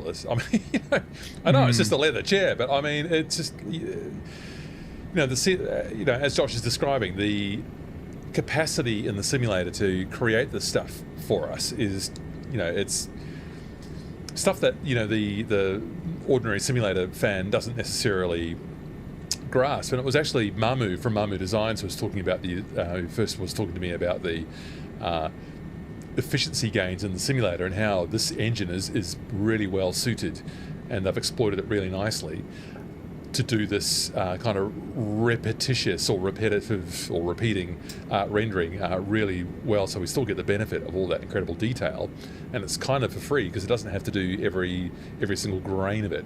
Those PBR textures as well. I don't know if it's exactly an example of PBR texturing, Josh, but some of the painted exteriors of the aircraft, you can kind of see you've got like a beautiful kind of satiny kind of texture. Yeah, almost you can kind of see the grains and the flecks and the paint and stuff, and it's really beautiful, really effective. Yeah, there's so the Unreal Engine, for example, is taking that another step further, whether you can have translucency within materials. So what that means is, a paint thickness, and you have a clear coat over the top, and then you've got a specular reflectance map.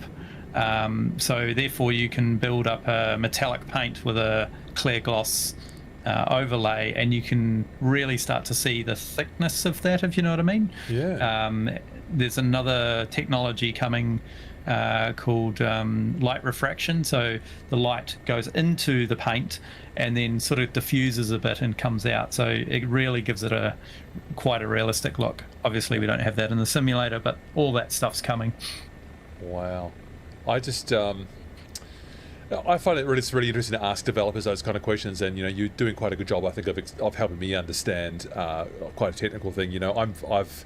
I don't have any sort of graphics kind of talent other than what you see in my videos, which is pretty elementary. But the capacity to exploit the stuff that they build into the sim, it forever amazes me. And just the way the light is just playing through the canopy there to my 1 o'clock right now. I'll just roll the helicopter deliberately. You can just see it just above the ventilation outlet there. Just those beautiful little touches that just add so much to the simulator. And I find it must be interesting conversations that the people who build the engine have, like their kind of vision about how what they're going to provide for people like you, Josh, to actually exploit and sort of bring to life in the simulator. It must be very interesting to know how they actually decide on what they're going to put in an engine, right? Yeah, definitely. Like, I do know there's certain limitations stuff that they don't put in that they could put in, but they've also got to balance that consideration with the fact they do have console players. Now they have said, look, it's not, they have a PC version, they have a Xbox version and PlayStation version, but from our developer point of view, we'll go and put on all this technology, and then they'll go and turn off the normal maps, and the normal maps dictate how light and shadows work on a surface. And it's not in a 3D way, it's in a 2D way, so it's kind of a trickery type of thing. But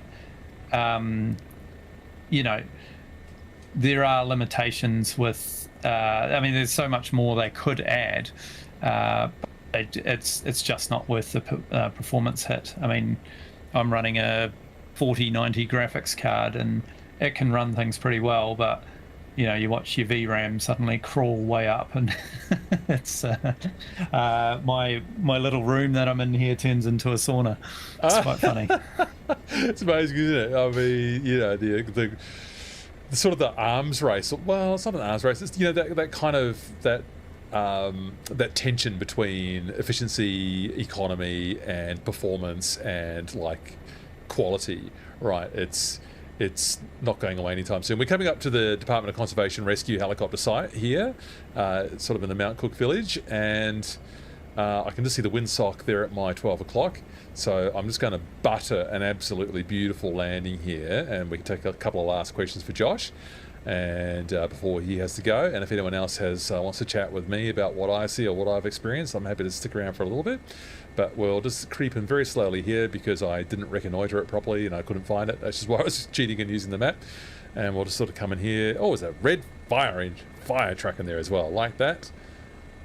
Look at these beautiful icy effects here. I've just got the snow at just the right height. I just fluked that one. That looks absolutely stunning right now. That's excellent. Looks great. It really does. So we're going to step out and just enjoy the surroundings here once I get this down. This is a slower approach than what you'd want to do in a single engine helicopter, but with twin engine safety, I can sort of sneak in just as slow as I like, which is just as well because I didn't quite know where I was. So this is going to be the butteriest landing we've done today. It's still going to play that loud sound effect though.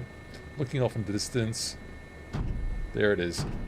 Oops, maybe lower the collective a little more aggressively than what I needed to. So that's good. Let's get these down to where they need to be. Get those idled. Where did I put the landing light? Is that on or off? I think that's now off. Let's set up a beautiful view outside and enjoy this kind of sunset scene. It's a bit later than that in New Zealand right now. Oh, just look at it, people. Just look at it. I've had my graphics settings maybe set a little bit conservatively because I've had a couple of issues where I've dropped frames and streams and people tune out, so it's a bit frustrating for viewers and for me, so I want to be able to give you a good experience. I might actually, do you know what, I might actually just bring the daytime back a little bit earlier so we can just enjoy the beautiful lighting on the rescue centre here. And look, they've even got vehicles and things in here. My God, it never ends, Josh. You just got detail everywhere. Gotta do it. Once you start, you can't stop, I feel. Exactly. Let me catch up with a couple of comments. Are they relying on ray tracing for those mapping details, asks Glenn. No, so ray tracing's just with the shadows. They use something called ray marching for the light. So the lighting is done technically with something called screen space. You can Google that and have a look. So it's an overlay. It's a little bit of a cheat. It gets put on after the 3D rendering has been done, and then they render another frame over the another overlay over the top each frame to render the lighting model in. Thank you. So Big Al's giving me a compliment here. What are you talking about, Matt? Your graphic skills. You added a helipad at the 12 Apostles. That was great. Yeah, Big Al, that I didn't create a single new bit of imagery for that. All I did was place those helipads in a kind of a generic apron. So Josh, if you're thinking, Josh won't be impressed, he's not going to give me a job out of this, but all I did was just drew around the concrete and the satellite imagery, flattened it a little bit, and defined the parking spaces, which took me about 3 hours just to do the parking spaces. I couldn't quite figure out how to join up all the different helipads. It turned out to be very simple once you knew how. But that's the extent of my experience, Josh. Look, we all start somewhere. That was me 6 years ago. That's what we were doing. That's how you start, and you get a bit carried away after that. Well, if I ever decide that I can't handle streaming anymore, I'll start losing my life to learning how to use Blender and read the MSFS 2024 SDK back to back, cover to cover. Well, we've got AI these days, which helps decipher things, and you can ask it questions and whatnot. It's actually pretty good these days. We haven't started to use AI in what we do here, but we're looking at ways to help our background work tools to speed things up a little bit, because it does take an enormous amount of time. So you'll never see us with AI generated scenery, for example. Like, it's not that. It's more our background pipeline automation and AI. We're looking at using that to help speed up some of the processing of things. Nice. Yes, well, the torturous process of me figuring out what I was doing wrong with my copying and pasting of all the different taxiway joins Yes. If I could have found some way to make that a bit less of an ordeal, I would have taken it, believe me. There's the little secret about that is we have to go through the same pain, so you're not alone. Oh, good. Developer to developer, although I'm at the absolute most elementary level. But thank you for the compliment, Big Al. Glenn, a game developer job would be way easier if they just had one hardware to deal with. You can optimize the hell out of things if they had the hardware right. So if we were all just on the Xbox, right, it would just be a bit easier because they would know what they were dealing with. Yeah, the optimization would be a bit easier. But then again, like the optimization tools, not that they're all applied perfectly in MSFS, Josh, but like what's your take on your capacity to optimize this for people on different levels of hardware? So we use LODs for the models, definitely with the textures.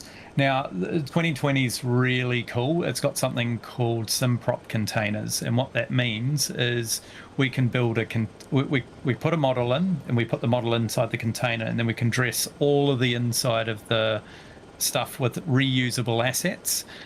So we can place all that together, and that becomes kind of like a placeable container. But you're instancing the same model from, like a fire extinguisher is the same thing, right? You don't do that 20 times. So you just instance that model. And so it's calling that same model, and it's only having to replay the geometry into the graphics pipeline instead of having to computate that again, because it's just calling one asset. So that's some of the really cool stuff. What it does mean is your level, and you've just seen this with the Fennon scenery, the new plane that's just been released, and you go around, you just look at it, and it's just really high detail. If you're flying into an airport, you cannot have that model loaded way out. It'll just chug things. It does all sorts of funny things. But when you get closer with the camera, you can load that model because you can unload everything else. So yeah, we work with that system. Even this fire truck's got like layers of. Is that? I know it's not the highest resolution as an add-on aircraft. We can look at the yellow stripe there, but it is a beautiful model. So this kind of grimy kind of layer over the top, is that an example of PBR? No, so that's called a decal. So what we'll do, so basically what you do is you set the surface to, it's called a roughness, and then if you make it not rough, then it's going to be highly shiny, like a mirror. If you make it more rough, it's going to be more matte. So that's called roughness. So you just set each of the surfaces up for that. You can see kind of like the steel is kind of more of a matte color. And then so the grime is it's called a decal. So it's kind of like a when you build a model aircraft or something and you put decals on it. It's the same sort of thing. And you just we just have transparent grime. We've got a whole bunch set. I've literally gone around with a camera and taken photos of buildings and stuff like that, and stolen the grime off it and alphaed it out, and that's what we use. Josh, I've got to say, this bumper sticker here is a real missed opportunity for an Easter egg right there. That shouldn't that have something like a developer's name on it or something? Normally, our number plates normally have NZA Sim. That's all of our number plates. Yeah, it's interesting, the decal process. Even aircraft developers are talking about how helpful it is for sticking on rivets. You don't have to do them as a 3D model anymore. You just make one model, and then you just stick it on. So much more efficient. Yeah, there's lots of other things such as baking as well. So you can have a low poly model. This is one of the tricks, and this is what sorts the boys and the men out. So if you take a model and you do a really high resolution version, you can't have that model in the sim with 1 million polygons. Well, you can have it in the sim, but you don't have budget for lots of other things. So what you do is you texture it all up, and then you bake that high poly texture onto the low poly mesh. So you can actually render that onto the model. And so we do a lot of that, and some of the other developers like Pyrig, for example, you'll see that with his airports. And that's something, it's kind of the difference between, professional scenery developers and maybe freeware ones. I'm being very generic here, but so we spend a lot of time with that level of, to make things look a bit more real, and that's how we pull it off. Nice. Well, I just love hanging out here in this crew room. Is that a drinks machine that I'm right beside here? Hanging out in this crew room. Sorry for this weird jerking effect I'm getting here in the stream. I don't quite know what's causing that. With the helicopter there in the distance, I think that is excellent. Excellent stuff. I did try and catch up with a couple of comments. Josh will be off soon, so last call for questions for Josh. If you would like to know what it's like to build this scenery. A couple of questions. Yes, Dean, are you planning to do a community flight through this region soon? Sure. And it will work if you don't own the Mount Cook region scenery from NZA, or whether you've still got the old one, it'll still work. We'll still have pretty mountains, but if you want it in the absolute highest fidelity available in MSFS 2024 right now, you'll have to spend the 19 euros to acquire it for yourself through the NZA Simulations store, through Orbex Direct, or through the MSFS Marketplace. There is a 20% discount for you if you own one of the prior versions of it. So that's what you can do. And if we do a community flight, you can just fly it natively and without any of the add-ons, and you'll still enjoy what MSFS has got built in there for you. So a couple more comments that I have missed. Big Al, isn't that a problem that's being pointed out, that the game devs have got a little lazy at optimizing games, relying on GPU to run things? Yeah, Big Al, and aren't we in a different era right now where with the availability of memory and just GPUs getting pushed off to do AI work, I feel like this year, next year, who knows, the year after, it's going to be all about optimization and efficiency. Did you have a take on that as well, Josh, before I get to some more questions? Yeah, definitely. I'm feeling it myself because, I was very lucky to be able to buy a, fairly high-end card a few years ago.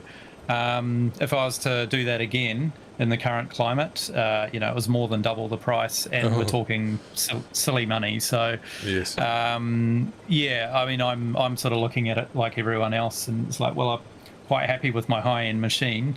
It's not the latest and greatest, but I'm going to definitely be, from a developer point of view, we definitely look at efficiencies, and we've got to cater for everyone, and we want everyone to have a good experience. 100%. Amazing views, Big Al. Yeah, 100%.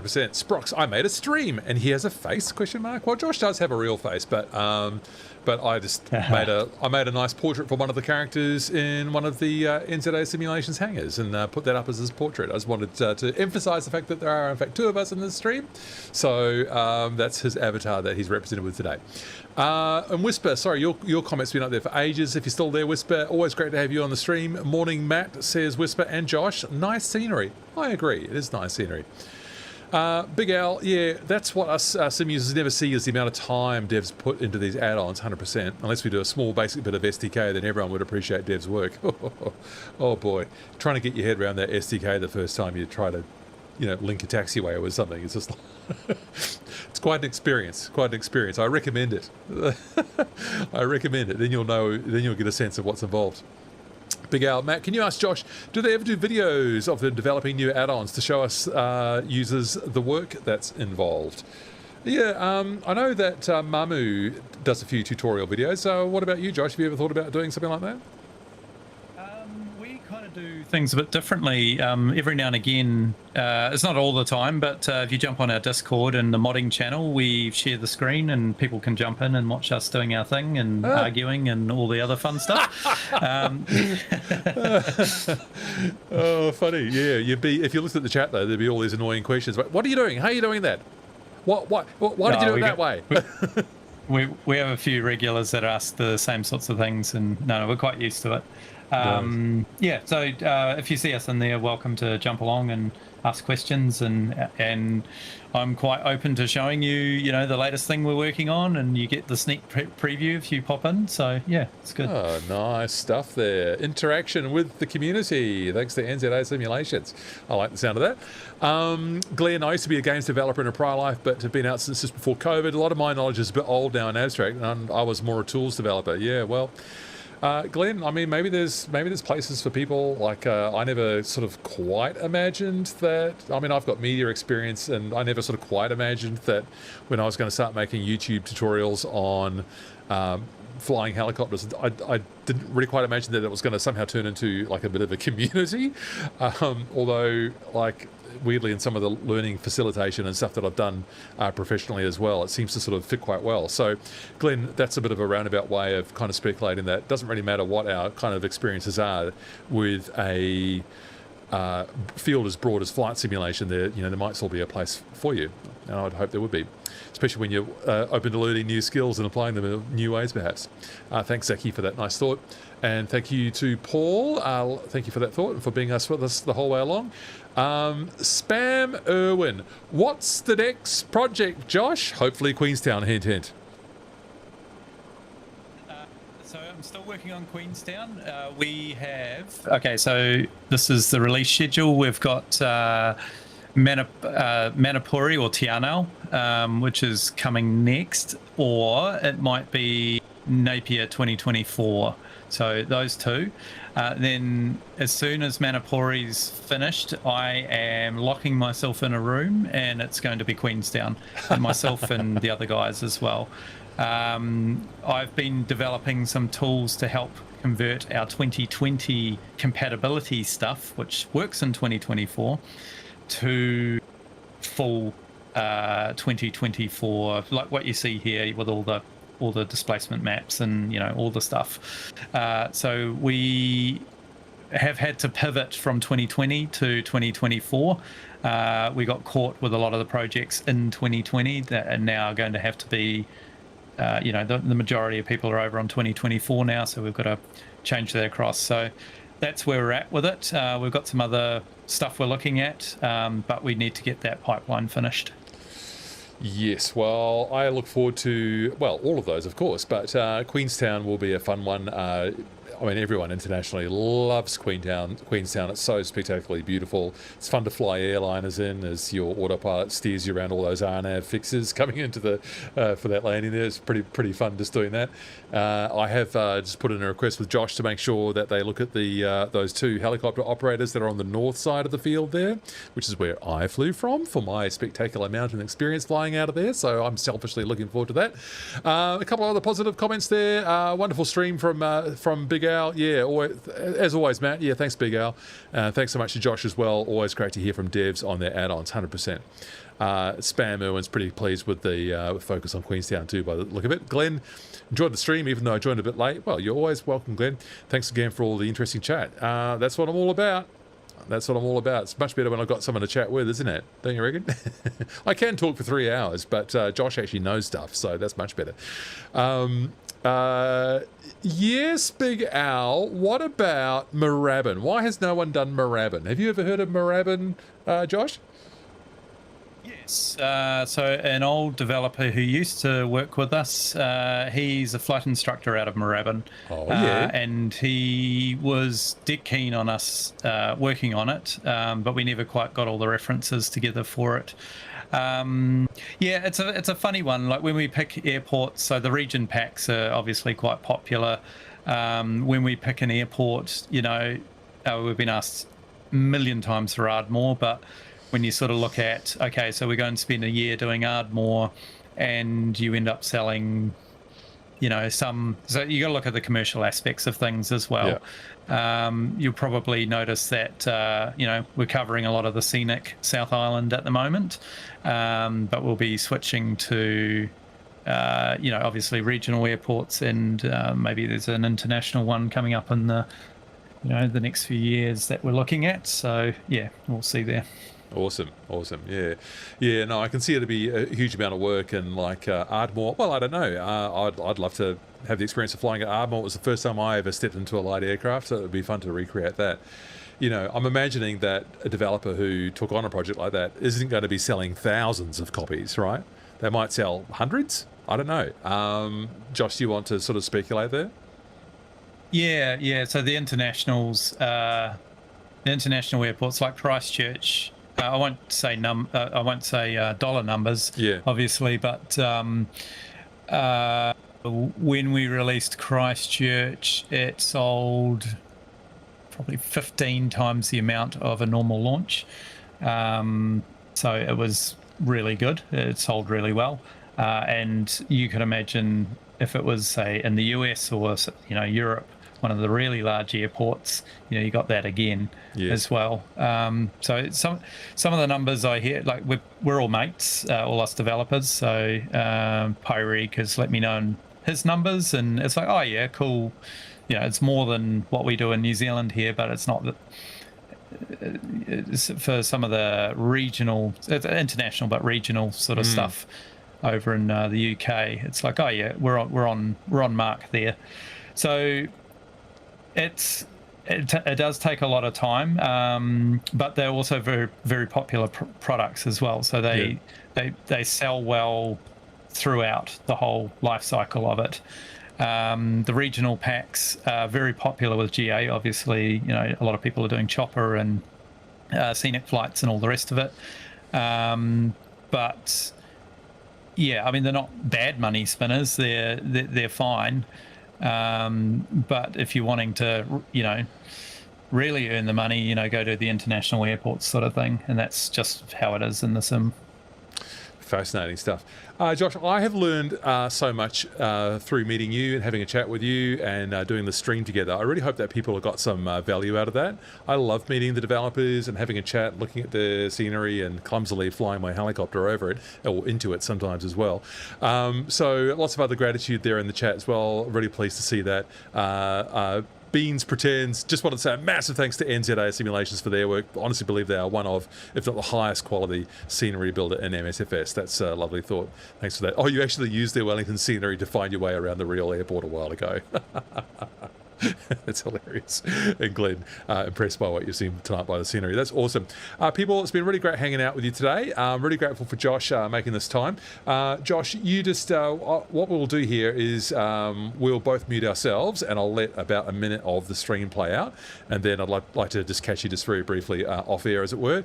And yeah, there's, Big Al, learned so much from your streams like this, Matt. Well, you're so welcome. You're so welcome. It's so great to have everyone along. So, Josh, take care. Great to have you along. Thank you. Awesome. Hey, thanks guys. It's been really good, and hope to do it again soon sometime. Awesome stuff. All right, people, you take good care of yourselves. I'll be along again another time soon. Hopefully you will organise another group flight for the weekend. Go somewhere special. I might have to spread my wings beyond Australia for a change. Been there stuck in Australia for a little while with the world update. Thanks everyone for your well wishes and showing your appreciation for Josh and NZA Simulations. Like I said, the Mount Cook region pack, the version 2, the 2024 version is out now. You can pick that up from the NZA Simulations store, Orbex Direct, or the MSFS marketplace, and there is a discount if you got one of those prior versions already, so check that one out. So people, I say, pushing the wrong button. I'll catch you again soon. Look forward to seeing you another time. Take care. Bye now.